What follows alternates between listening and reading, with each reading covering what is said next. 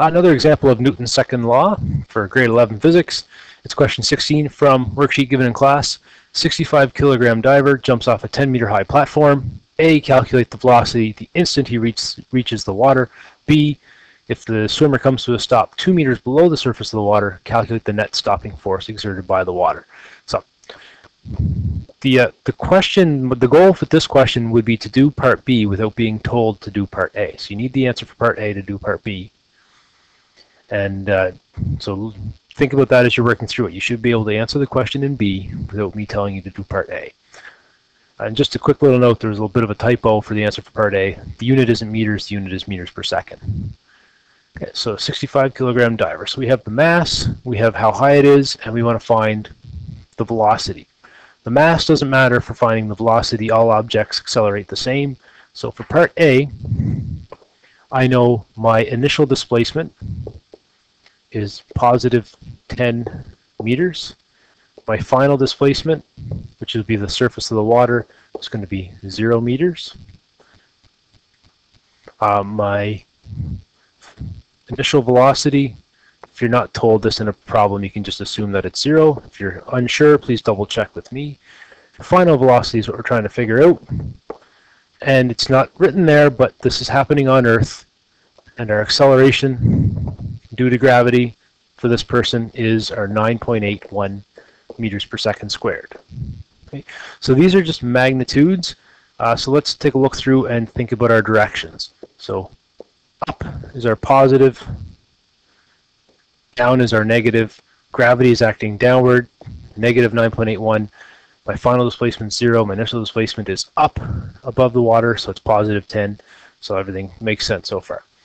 So I've got enough information to figure out my final velocity, and I can use the relationship Vf squared equals V initial squared plus 2 AD.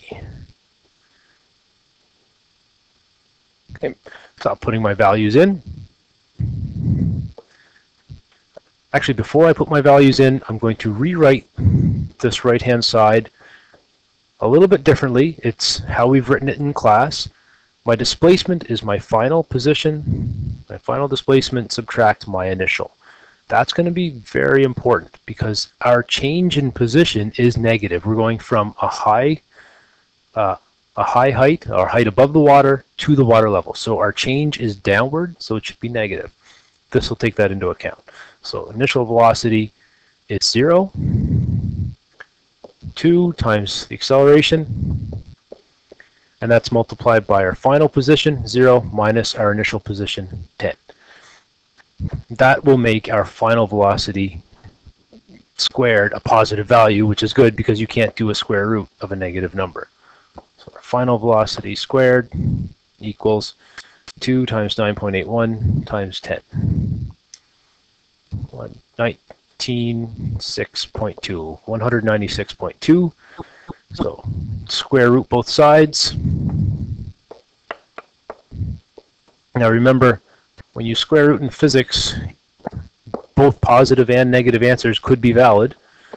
So it's a positive or negative value of the square root of 196.2, which is 14. Here is very important to consider your direction.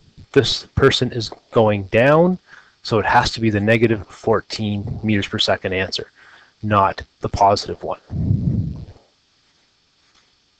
Okay. Now we'll do B, ask for the stopping force. We're given that below the water is, this person stops in 2 meters. Okay. So we have to be really careful with this. In fact, I'm going to erase that part and we'll think about it in terms of initial position and final position. Our final position is going to be 0. Our initial position is going to be 2 meters. So with a different question and a different, we're asked to solve for force, and we can reset our frame of reference. So now my 0 line for measuring height is where this person comes to a stop. So that's why my df is 0. And my initial position is going to be 2 meters. My initial velocity is going to be negative 14 meters per second. That comes from part A. This person is entering the water going 14 meters per second. Since it's downward, it's negative. My final velocity is going to be 0 since they come to a stop. The question is asking me to find average stopping force. Well, average force, like net force, is mass times acceleration. So ultimately, most of the work comes in figuring out the acceleration first, and then we're going to use average force equals mass times that acceleration. Yeah.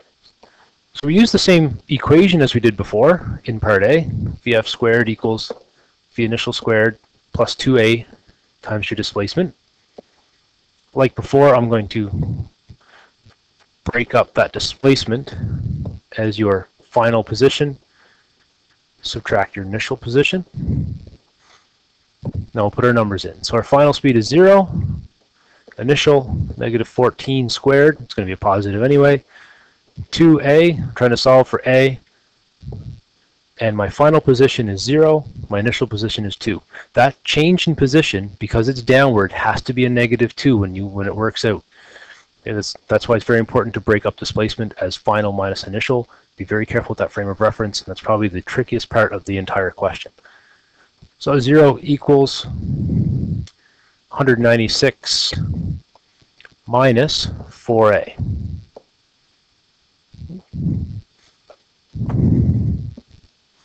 And again, as you're working through these, you don't have to draw the vector sign or the arrows on top of all of your variables. So subtract the 196 from both sides. Equals negative 4a, divide 196 by the 4. So it works out to be exactly positive 49 meters per second squared. Positive makes sense. We're slowing down. Our object is moving down. Since we're now coming to a stop, the acceleration has to be in the opposite direction. So it's positive. The water is applying an acceleration or an upwards force. So it's positive.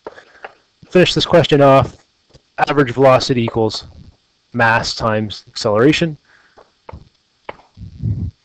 Mass of this person is 65 kilograms. Acceleration from the water, 49 meters per second squared. So that's about 5 Gs, 5 times the acceleration of the Earth, gravity of the Earth.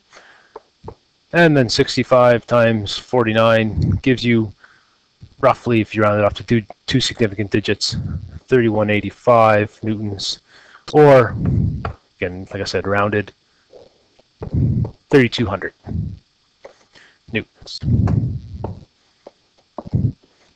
So for part B, just to recap, very important to set up your direction. Be very careful with your variables and your vectors, whether they're positive or negative.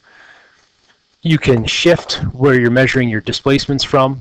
Because it's a separate question, you can refocus that. As long as you're consistent within that question, that works. So be very careful that your displacement under the water works out to be a negative 2. That way your acceleration will work out to be a positive upwards acceleration, and then you get a positive upwards net force.